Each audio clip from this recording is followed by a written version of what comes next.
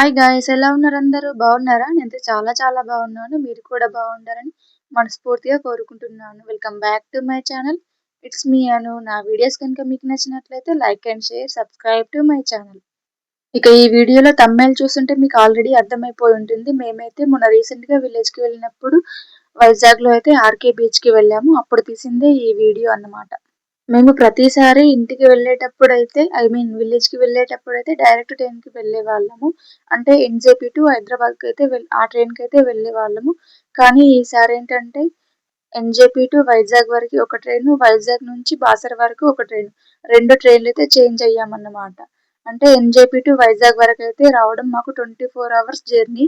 ఈ ఇక వైజాగ్‌లో ట్రైన్ దిగిన తర్వాత అయితే మాకు మధ్యలో 5 అవర్స్ అయితే ఖాళీగానే ఉంది. మళ్ళీ నైట్ 8:30, 9కి అట్లా ట్రైన్ ఉంది బాసరకన్నమాట.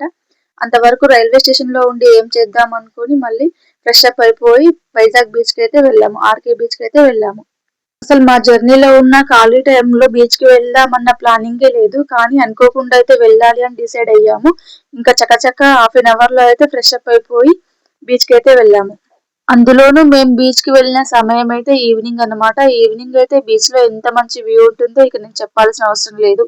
మేము వెళ్ళిందైతే సండే. సండే రోజు అందరికీ వర్కింగ్ చేసే వాళ్ళకి హాలిడే ఉంటుంది కాబట్టి ఫ్యామిలీని తీసుకొని ఎలాగో బయటకు రావడం బీచ్‌లకి ఇలాంటి ఔటింగ్‌కి అయితే వెళ్తారు కాబట్టి చాలా జనాలైతే ఉండే. మరేమో ఆ రోజే అంత జనాలున్నారో లేకపోతే ఈ బీచ్‌లో ఎప్పుడూ ఇంతే జనాలుంటారో నాకు తెలీదు కానీ ఆ రోజు మాత్రం చాలా జనాలుండే.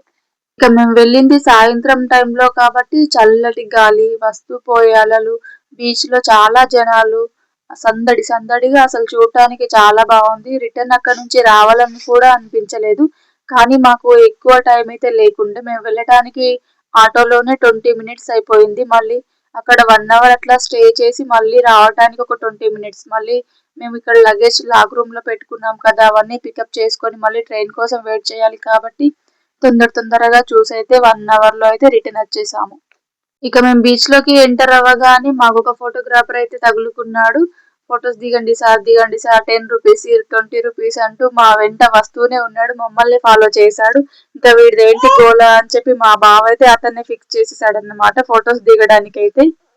ఫోటోస్ దించుతా అని చెప్పి అంతలా బతిమిలాడుకున్నవాడు సరేలే అని మేము ఓకే అని చెప్పిన తర్వాత తనకొక ఫోన్ కాల్ వస్తే మాట్లాడటానికి అని వెళ్ళి ఒక 10 మినిట్స్ అటే వేస్ట్ చేసేసాడు. అసలే మాకున్నది కొంచెం టైం రా బాబు అని మేమనుకుంటే తనతో ఓకే ఫొటోస్ దిగడానికి ఓకే చెప్పిన తర్వాత తను 10 మినిట్స్ అయితే వేస్ట్ చేశాడు. ఇంకా చేసేదేమీ లేక వాడికి ఓకే చెప్పాం కదా అని చెప్పేసి ఇంకా అతను నచ్చిన తర్వాతే కొన్ని ఫొటోస్ అట్లా దించుకొని అయితే మళ్ళీ అక్కడ కొద్దిసేపు అటు ఇటు తిరిగేసి టైం పాస్ చేసి అయితే మళ్ళీ మేము ఫిష్ ఫ్రై అయితే తిన్నాము.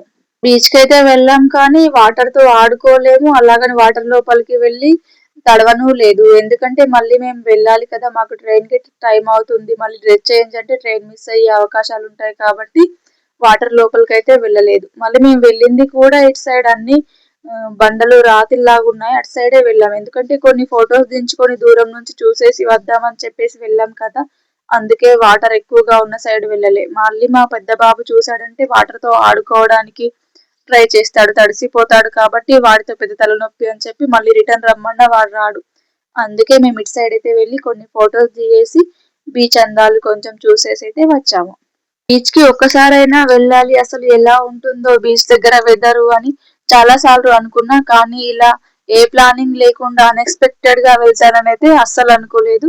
నిజానికి చెప్పాలంటే నేను బీచ్‌కి వెళ్ళడం ఇదే ఫస్ట్ టైం.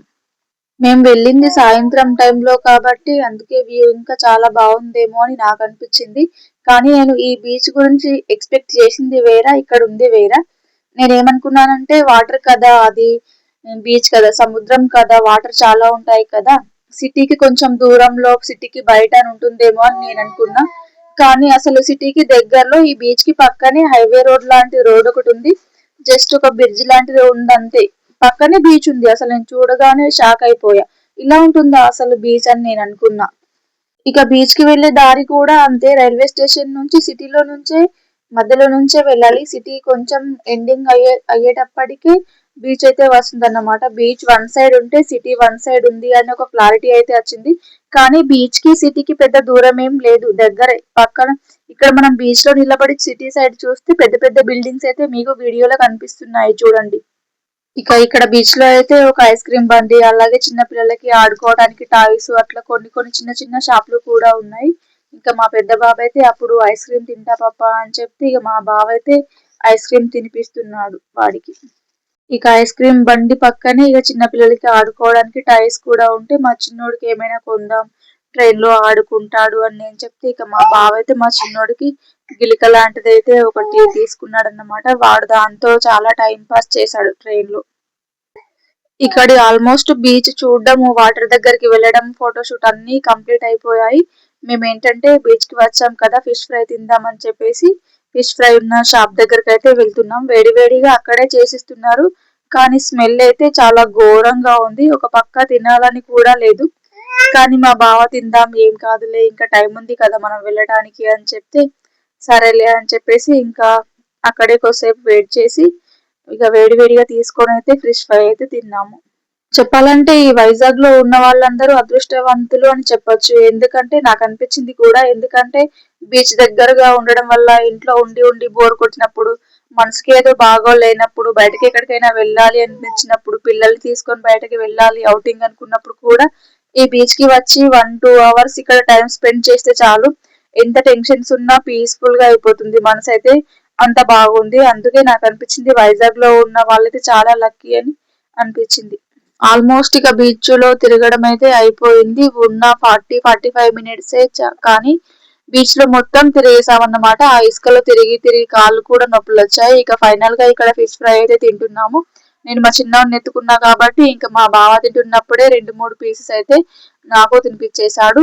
ఇంకా ఫిష్ ఫ్రై అయితే తినేసి కొంచెం వాటర్ తాగి రైల్వే స్టేషన్ అయితే వచ్చేసాము. ఇక వైజాగ్ రైల్వే స్టేషన్ అయితే చాలా బాగుంది. కొత్తగా కన్స్ట్రక్షన్ చేశారేమో, చూడటానికి కూడా నీట్ గా చాలా బాగుంది. ఇక్కడ లాక్ రూమ్ లో నుంచి అయితే మా లగేజ్ బ్యాగ్ తీసుకొని మేము ప్లాట్ఫామ్ దగ్గరికి అయితే వెళ్ళాము. ఇదే మా వైజాగ్ ఇక ఆర్కే బీచ్ వీడియో నచ్చినట్లయితే like and share, subscribe to my channel. ఉంటా మరి, బాయ్. నెక్స్ట్ వీడియోలో కలుద్దాం.